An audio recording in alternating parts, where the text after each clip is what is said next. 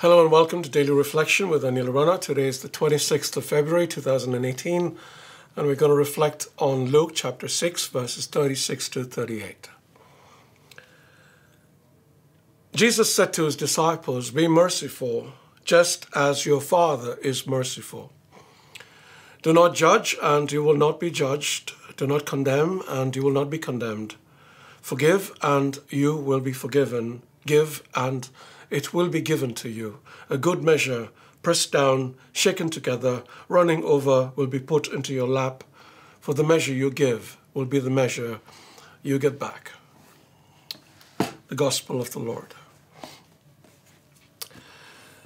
It's funny, isn't it, how we expect God to be merciful to us, and people as well, but we ourselves find it so hard to be merciful towards others.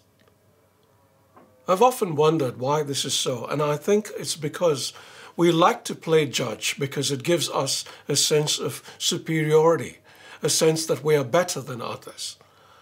I see this in every walk of life, but strangely, most so among allegedly spiritual people. Well, Jesus doesn't mince his warnings. Judge and you will be judged, he says. And whenever I hear these words, I think about the story of the woman caught in adultery. You can find this in John 8. The scribes and the Pharisees hauled this woman before Jesus for judgment because the law of Moses declares that the punishment for adultery was death and death by stoning. And Jesus looks at these guys and says, "Let anyone among you who is without sin be the first to throw a stone at her." And every man there drops the stones they're holding and walk away because, of course, there is not a person among them without sin. And then Jesus turns to the woman and says, "So where are they? Has no one condemned you?" And she said, "No one, sir." And Jesus said, "Neither do I condemn you."